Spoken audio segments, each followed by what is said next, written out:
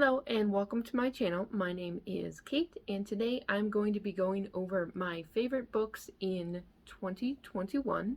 The only restriction that I put on these was that I did not pick any rereads. I don't really feel like it's fair to count the rereads because I've previously loved all of those, but I knew that going in, and I kind of want to talk more about the books that were a surprise to me. Or that won my heart for whatever reason in 2021.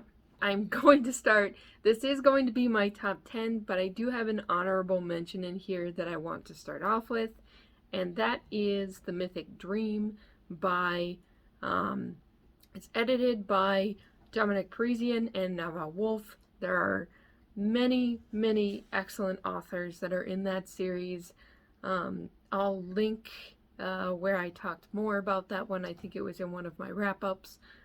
If you're curious about that, it is an anthology that is centered around different myths from various parts in the world.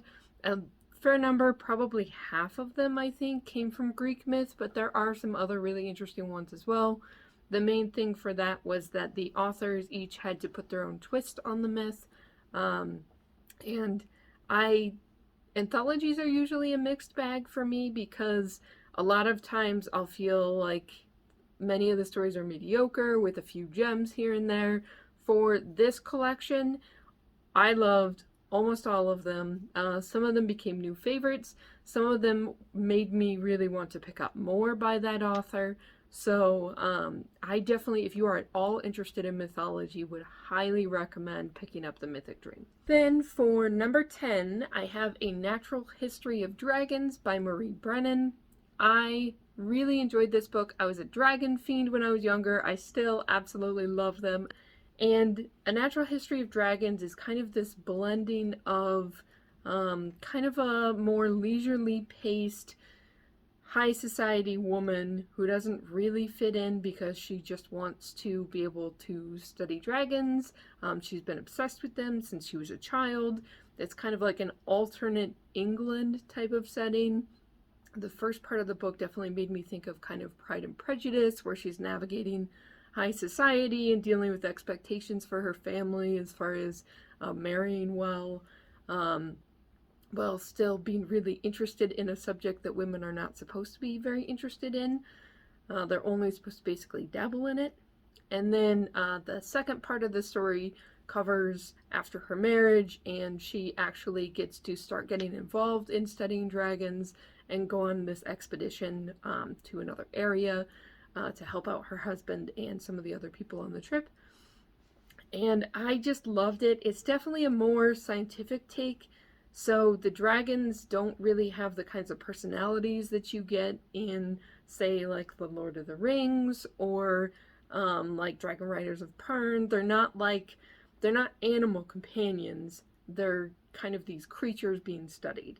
So if you are interested in kind of cozy, kind of memoir style writing, I think it was so fun, and I just really enjoyed it, and I'm really looking forward to reading more of them in 2022. Number 9, I have Kings of the Wild.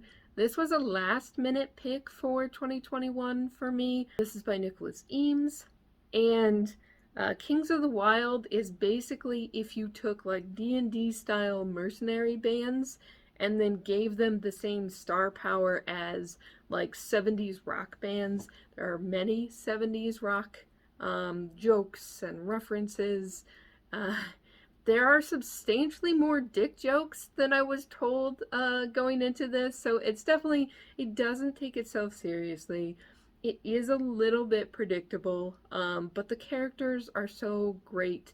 I really ended up loving them. I loved seeing the band get back together. Basically, there's this old retired band that all has to unite around one of their band members' daughter gets in trouble, and so they have to basically reunite to go rescue her. It doesn't have super complex world building, but to be honest, that really, I didn't care. I had so much fun while I was reading it that it really made me want to continue, even though I know the next book is going to pick up with different characters, but I just really enjoyed it.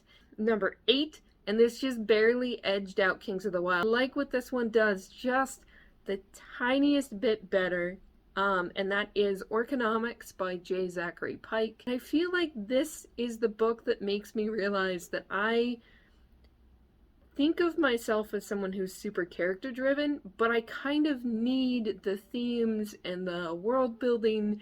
That's the primary draw for me. Characters come second, and then plot is a distant third. I don't really care that much about plot. I loved the kind of sly humor in Orconomics.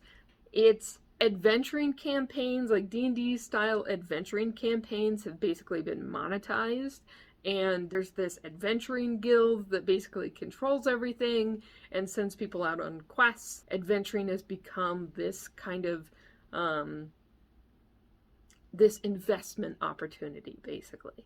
And there are a ton of gaming and fantasy trope references and jokes. It definitely made me think of kind of the dry humor of Terry Pratchett. I'm a little hesitant making that comparison because I know it'll set expectations at a certain level. So I don't love it in the same way that I love Discworld, but I think it's in that same vein. And I think the downside for Orconomics is that the characters I didn't love as much. They are definitely more of archetypes. They're still fun and interesting, but I think, again, comparing Kings of the Wild and Orconomics side to side, I think Kings of the Wild has much better, more nuanced characters versus Orconomics is really more focused on the world building. Number 7 is the only novella that made this list. I happen to really love novellas, so I didn't want to exclude them from my best of list for 2021 because I feel like they deserve a spotlight as well. And so I picked Elder Race by Adrian Tchaikovsky. This is another one I read in December and absolutely loved. To be honest, if I was very tempted to put this right up with another Tchaikovsky book that I'm going to be talking about later on. But because it's kind of this shorter format, I couldn't really say that the characters were necessarily better than the other book. So I didn't really want to put it any higher in this list. And I think it's well worth picking up if you're interested in kind of experimental, original things being done with storytelling. I don't want to say much about Elder Race, other than that it involves basically a kind of forgotten royal daughter who basically finds out that there's this demon terrorizing the countryside and enlists the help of a sorcerer to basically help her figure out how to defeat this demon. And it's this just incredibly well done melding of fantasy and kind of more technological elements and a dual perspective where one person is coming from a very different understanding of what's happening than the other one is, and they have a lot of trouble communicating to each other on the same level because their understandings are so different. It's short, it's the perfect length for the story that Tchaikovsky tells. I think if you had made it any longer, it wouldn't have felt as tightly written and it wouldn't have felt had as much impact on me, I think, if you had tried to elongate it into a longer story.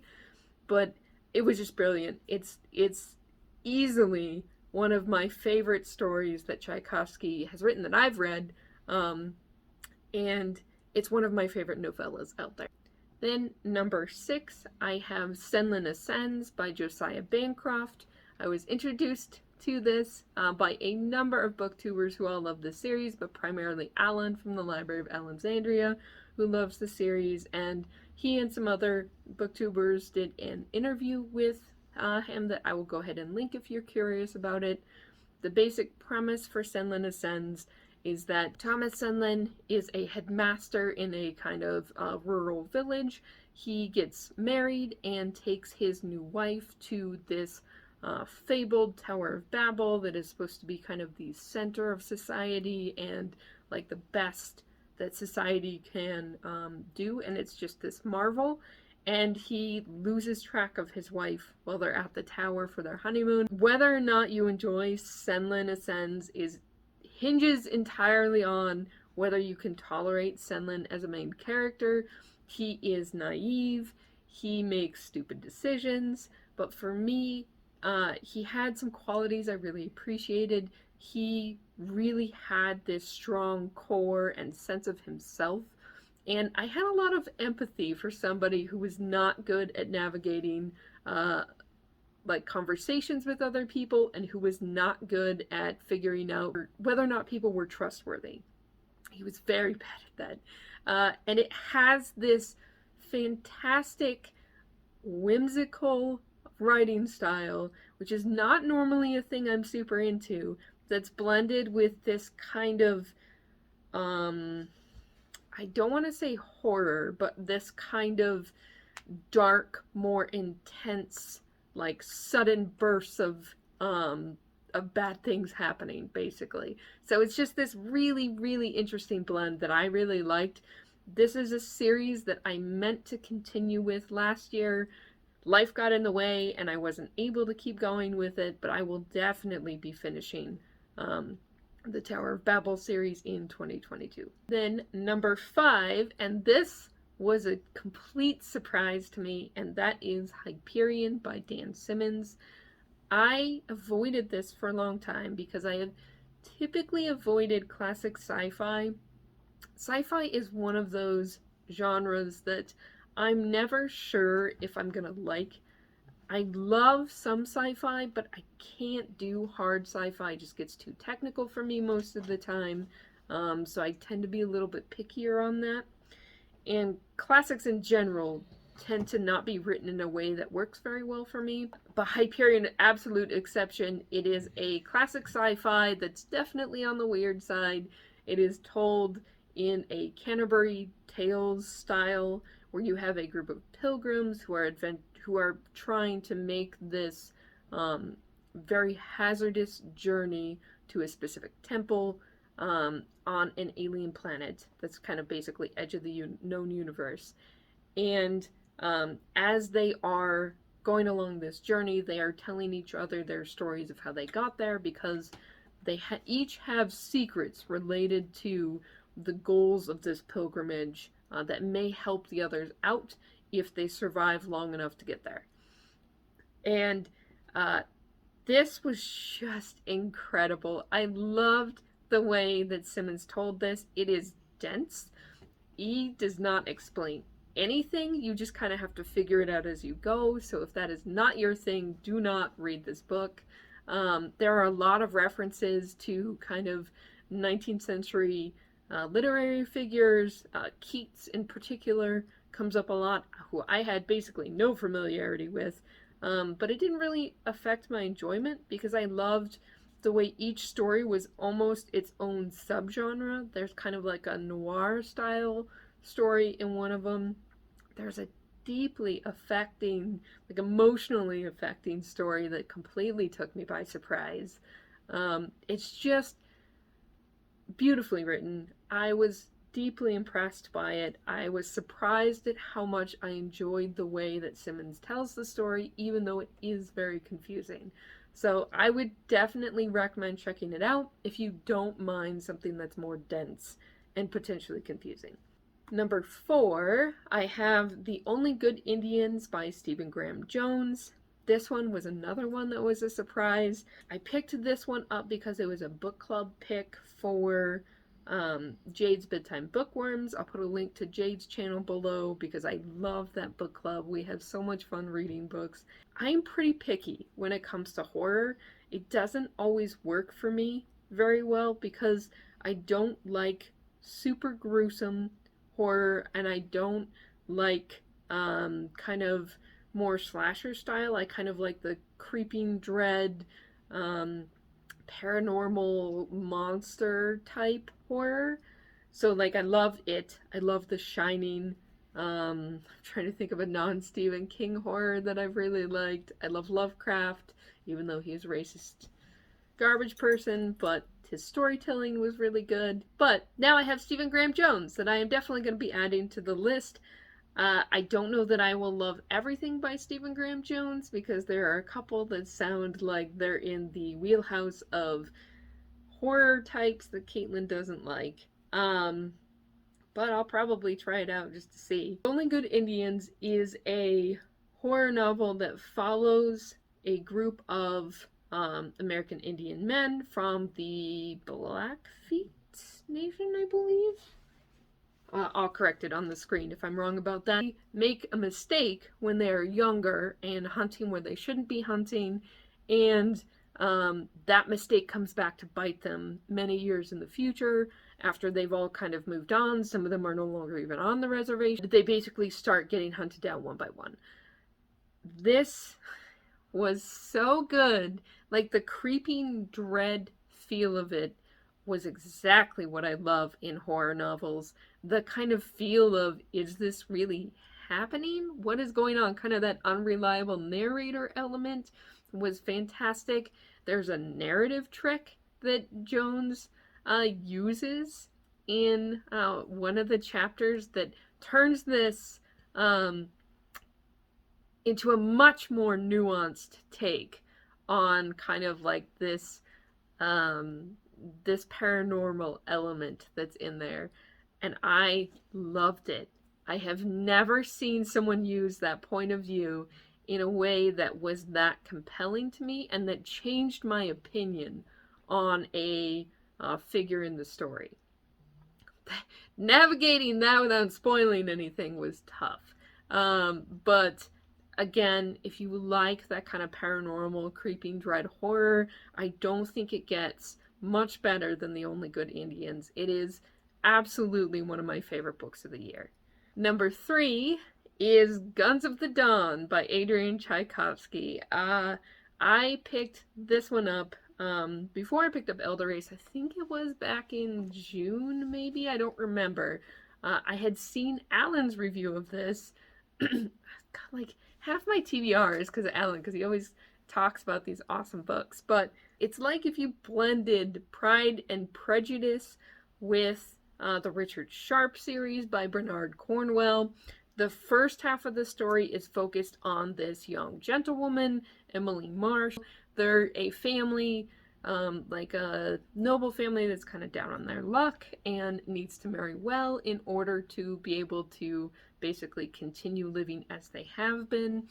And she ends up getting conscripted in this war because they have run out of male recruits. And so now they've started recruiting women, and she gets sent to the front.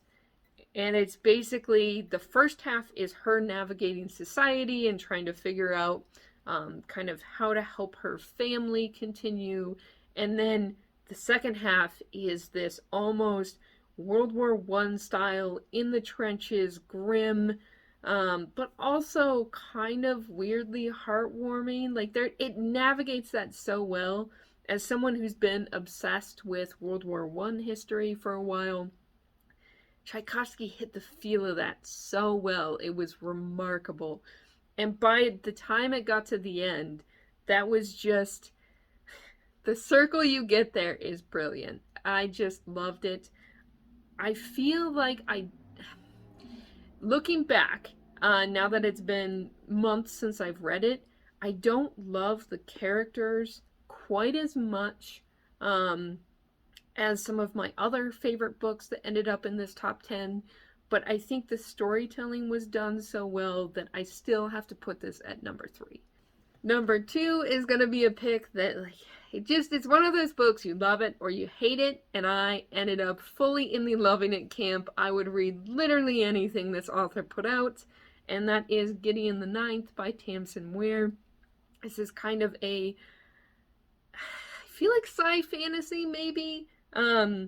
It's set in a future time period, but there's also necromancers and certain elements of magic. The character Gideon the Ninth ends up having to act as basically a bodyguard for the main necromancer on the planet that she grew up on, and her necromancer has to go basically prove herself to the Emperor Undyne in order to be made one of his lieutenants, basically. Necromancer Harrow has to compete with a bunch of other necromancers from other planets in order to gain that position.